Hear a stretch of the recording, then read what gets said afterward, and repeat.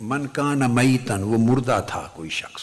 اس مردہ سے مراد physical sense میں باڈیلی مردہ ہونا نہیں ہے، اس کا دل مردہ تھا، اس کا دل میت تھا، مردہ تھا. فاحییناہ، ہم نے اس کے دل کو زندگی عطا کر دی. مردہ دل تھا، ہم نے اسے زندہ دل بنا دیا. تو مراد اس حیات سے حیات قلبی ہے، دل زندہ کر دیا. دوسری النحل میں فرمایا فَلَنُحْيِيَنَّهُ حَيَاتًا طَيِّبَةً، بس ہم اس کو زندہ کر دیں گے بڑی پاکیزہ مبارک زندگی کے ساتھ. تو یہ جو بات ہو رہی ہے فَلَنُحْيِيَنَّهُ، اس کا مطلب یہ نہیں ہے اگین کہ he was physically dead and we will provide him with life. تو مراد اس سے فزیکل ڈیتھ اور فزیکل لائف نہیں ہے، چونکہ جب کہا فَلَنُحْيِيَنَّهُ تو انسانوں کی بات ہو رہی ہے جو چلتے پھرتے انسان ہیں زمین پر، چلتے پھرتے ہیومن بینگ. اگر فرمایا کہ ہم اس چلتے پھرتے انسان کو فَلَنُحْيِيَنَّهُ جب کہا کہ ہم اسے یقیناً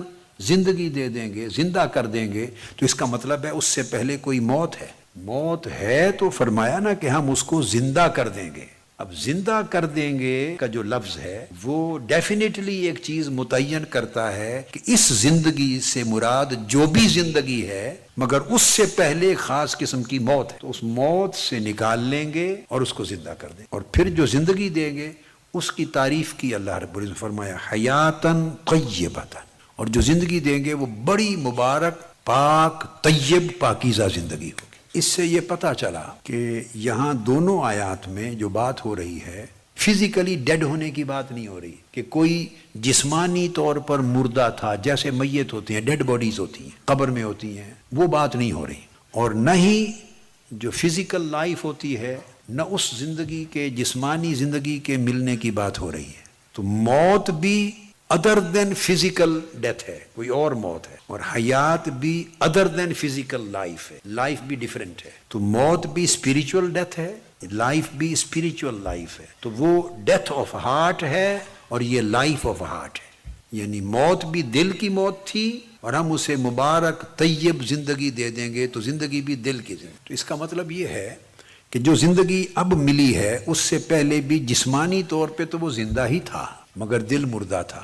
تو پتہ چلا کہ ہم سب جو بیٹھے ہوئے ہیں اور چلتے پھرتے ہیں تو دل زندہ ہیں تو زندگی ہے، دل زندہ ہے تو سرکولیشن آف بلڈ ہو رہی ہے نا، اور پورے جسم کو خون مل رہا ہے، بلڈ جا رہا ہے، آکسیجن جا رہی ہے، اور پورے جسم کے اندر زندگی کی علامات اور سائنز آف لائف ہیں. تو سائنز آف لائف تبھی ہے نا کہ ہارٹ آپ کا الائیو ہے، زندہ ہے. تو پتہ یہ چلا کہ جس شے کو ہم زندگی سمجھتے ہیں اللہ کے ہاں صرف وہ زندگی نہیں ہے، کچھ اور زندگی بھی ہے جو ہمارے فہم اور سمجھ اور مشاہدے میں نہیں آتی.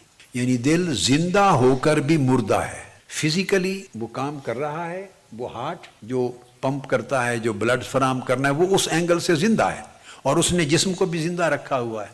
مگر ان قرآنی آیات کی روشنی میں اللہ کی نگاہ میں وہ مردہ ہے. اور یہ جو فرمایا کہ وہ مردہ تھا فَأَحْيَيْنَاهُ، ہم نے اس کو زندگی عطا کر دی. اور اسی انعام کی آیت میں فرمایا کہ وہ جو مردہ تھا وہ اندھیروں میں تھا. اب مردہ کو، موت کو ڈارکنس کے ساتھ جوڑا ہے، اندھیرے کے ساتھ. جو مردہ تھا اس کا مطلب ہے محروم نور تھا، نور اور روشنی سے محروم تھا، اندھیروں میں تھا. اور جس کو فرمایا کہ ہم نے زندہ کر دیا، اس کے لیے قرآن کہتا ہے کہ وہ روشنی میں آ گیا، اندھیرے سے نکل آیا. اور اس کی زندگی کا اور اونچا رینک بیان کیا اور فرمایا کہ پھر یمشی بہی فی الناس، اور پھر ایسا بھی زندگی کئی لوگوں کو دل کی اتنی بڑی دیتا ہے کہ وہ خود ہی زندہ نہیں ہو جاتے بلکہ اوروں کو بھی زندہ کرتے ہیں. یعنی وہ نور لے کر لوگوں میں چلتا ہے. یہ سورہ انعام کی آیت کریمہ کہ اسی نور کے ساتھ لوگوں میں چلتا ہے اور نور بانٹتا ہے.